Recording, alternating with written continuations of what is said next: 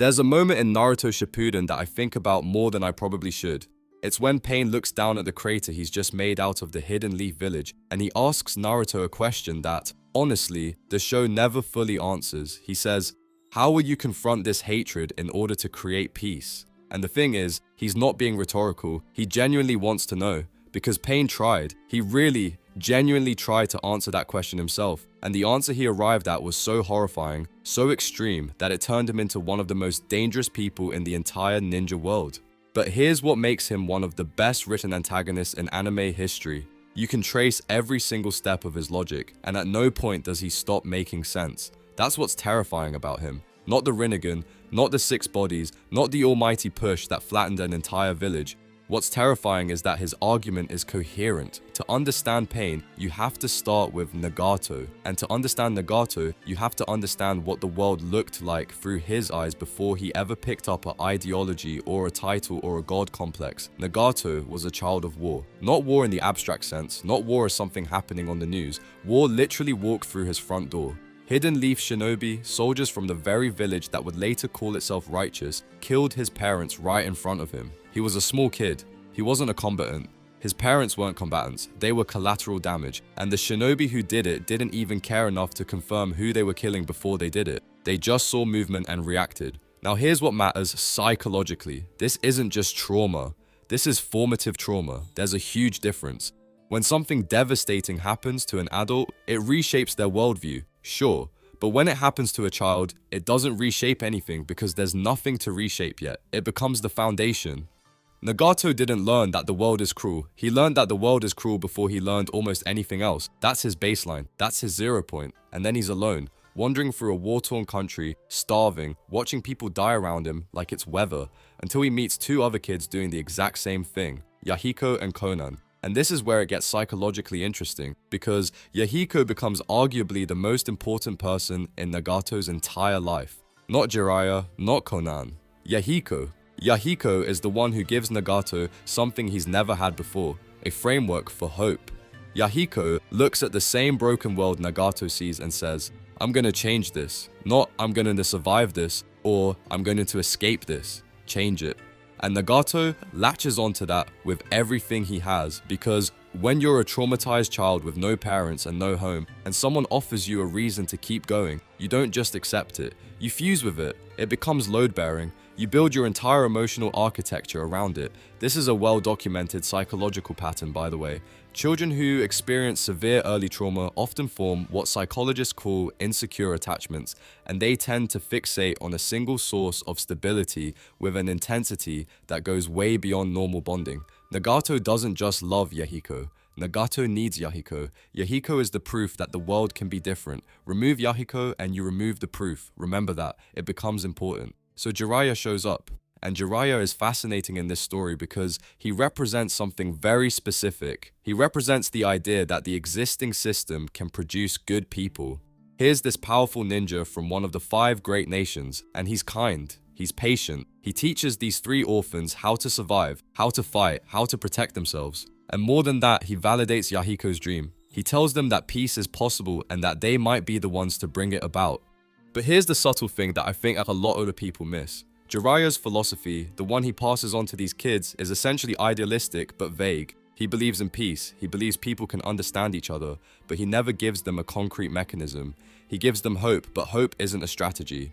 And then he leaves. He goes back to the Leaf Village, back to his comfortable life within the system that created the war that orphaned these kids in the first place. I'm not saying Jiraiya is a bad person, he's clearly not. But from Nagato's perspective, years later, Jiraiya's teachings start to look like something very specific. They start to look like the kind of idealism that only a person who benefits from the existing power structure can afford to have.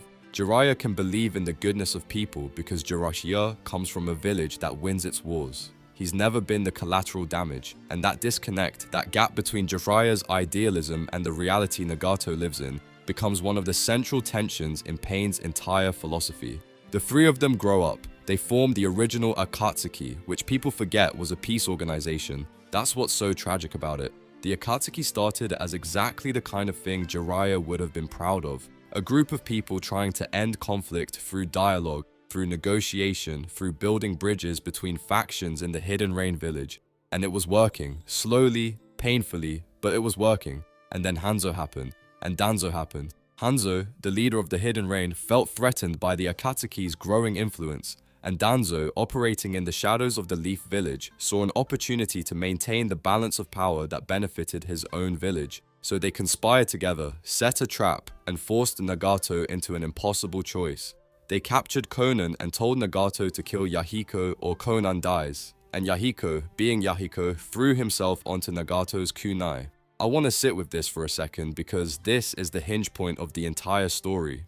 Everything Pain becomes, everything he believes, every jutsu he uses, and every life he takes traces back to this single moment. The person who represented the possibility of peace, genuine, bottom-up, grassroots peace through understanding and connection, that person was killed by the very system he was trying to reform, not by accident, deliberately, strategically. The people in power looked at Yahiko's dream and decided it was a threat, and they snuffed it out. What do you do with that? No, really, what do you do with that information if you're Nagato? Your entire emotional foundation was built on this person and their belief that the world could change, and the world's response was to murder them for trying.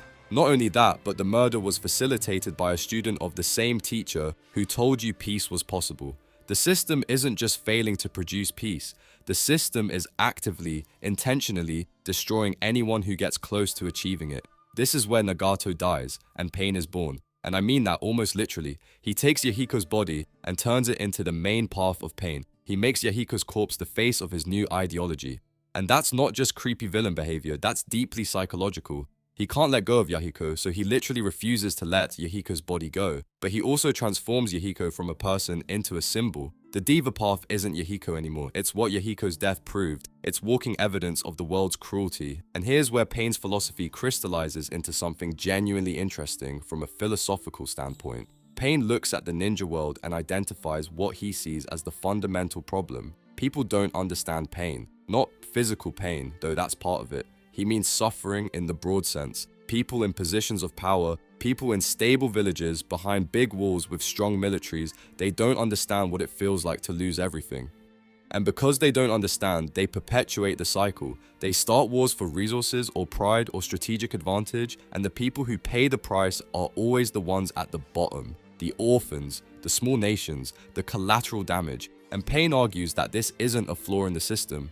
This is the system. The 5 great nations maintained peace among themselves by exporting violence to smaller countries. The Hidden Rain was literally a battlefield where the great nations fought their proxy wars. Peace for some is built on suffering for others, and the people who benefit from that arrangement have no incentive to change it.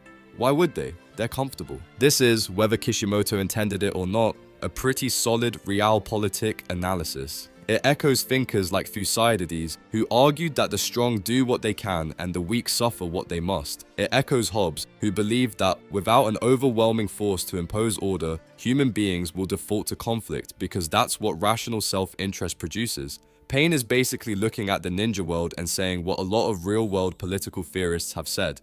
The international system is anarchic, there's no higher authority above the great powers, and in the absence of that authority, might makes right. Period. But Pain doesn't stop at diagnosis. He proposes a solution. And this is where things get really dark and really philosophically rich. Pain's plan is to create a weapon so devastating, so catastrophic, that it makes war itself unthinkable. Collect the tailed beasts, create a jutsu capable of destroying an entire nation in a single moment, and then distribute that threat equally. Let every nation know that if they start a conflict, the result will be annihilation. Not victory or defeat, annihilation. Sound familiar? It should. This is nuclear deterrence theory. This is mutually assured destruction.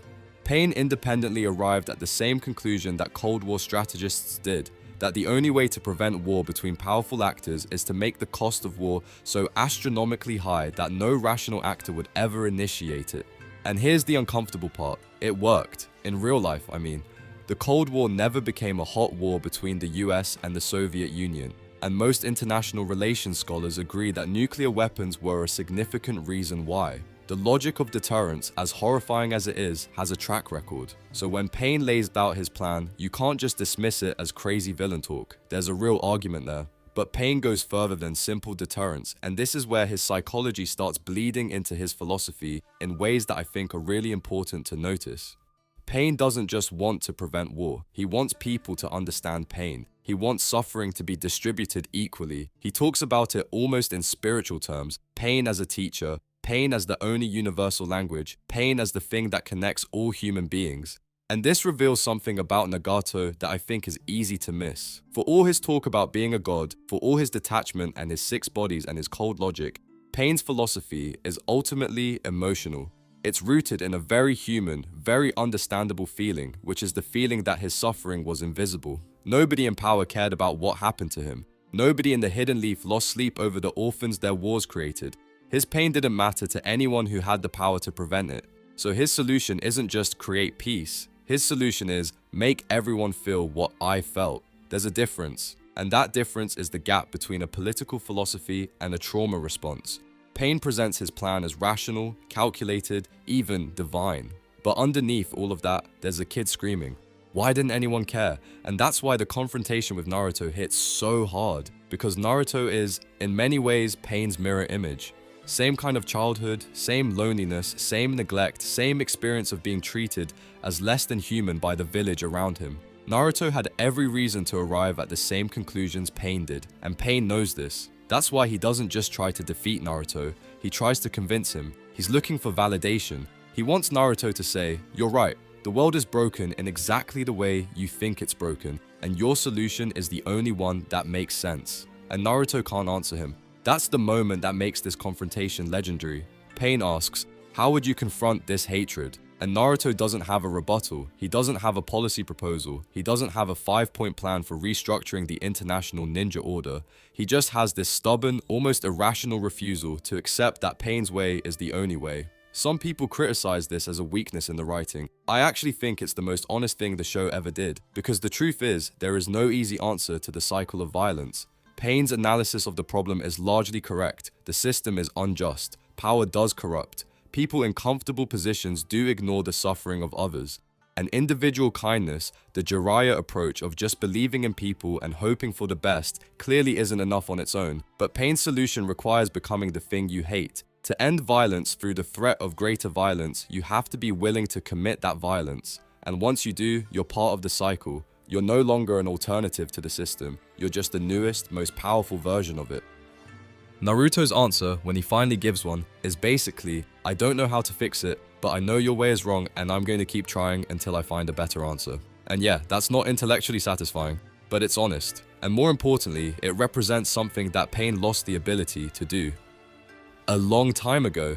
It represents the capacity to sit with an unsolved problem without resorting to extremism. The willingness to tolerate uncertainty, to keep working, to keep believing that a better answer exists even when you can't see it yet. Psychologically, this is actually a huge deal. One of the hallmarks of trauma is the need for control, the need for certainty, the need for a comprehensive framework that explains everything and tells you exactly what to do. Pain's entire philosophy is a control mechanism. If you can explain all of human suffering with a single theory and solve it with a single plan, then the chaos and randomness of what happened to you as a child starts to feel manageable. It starts to feel like it meant something. Pain needs his philosophy to be true because the alternative is that Yahiko died for nothing, that his parents died for nothing, that all of his suffering was just random and pointless. Naruto somehow has made peace with that randomness. Not completely, not perfectly, but enough that he doesn't need to impose a totalizing framework on reality. He can accept that the world is messy and still choose to engage with it. And that, more than any jutsu or any speech, is what ultimately breaks through to Nagato. Because in the end, Nagato changes his mind, and I think this is the most underrated aspect of his character. The guy who called himself a god, who destroyed an entire village, who built an ideology so airtight that he could justify mass murder without a hint of cognitive dissonance, that guy listens to a teenager talk about never giving up, and he changes his mind. Why? Because Naruto represents the path Nagato abandoned. Naruto is what Nagato could have been if Yahiko hadn't died. Or more precisely, if Nagato had found a way to honor Yahiko's dream instead of weaponizing Yahiko's death. When Nagato looks at Naruto, he doesn't see a rival or an enemy. He sees the version of himself that still believed in Jiraiya's words. And he realizes that his entire philosophy, for all its logical consistency, was built on despair. Not reason, despair. Nagato's final act, reviving the people he killed, is him admitting that. It's not just a plot device to undo the destruction, it's a character admitting that his entire worldview was a coping mechanism, that the god was always just a grieving kid, and that the bravest thing he could do wasn't to impose his will on the world, but to trust someone else to do what he couldn't. And I think that's why Pain resonates with people so deeply, way beyond the cool fights and the iconic moments. Pain is a story about what happens when a legitimate grievance meets unlimited power. It's about how trauma can masquerade as philosophy, how the desire for justice can mutate into the desire for control, and how the line between revolutionary and tyrant is way thinner than any of us want to admit. Pain is right about the problem, he's wrong about the solution, and the tragedy is that he's wrong about a solution precisely because of the problem. The world broke him, and in his brokenness, the only peace he could imagine was one built on fear. He couldn't envision a peace built on trust because every time he trusted, the world punished him for it. The real question Pain leaves us with isn't, how do we achieve peace? It's something more personal than that. It's, what do you do with your pain? Do you let it teach you, or do you let it consume you? Do you use it to understand others, or do you use it to justify hurting them? Do you become the thing that broke you, or do you become the thing you needed when you were breaking? Naruto's answer is simple, maybe even naive. But Nagato, a man who called himself a god and held the power of one, heard that answer and decided it was worth betting on. And honestly, I think that says more about the nature of pain than any philosophy ever could. Anyway, that's it for today. If this video made you think, even a little, drop a like. If you want more stuff like this, subscribe. And if you've got your own take on Pain's philosophy, whether you think he was right, wrong, or somewhere in between, I genuinely want to hear it in the comments. I'll see you in the next one.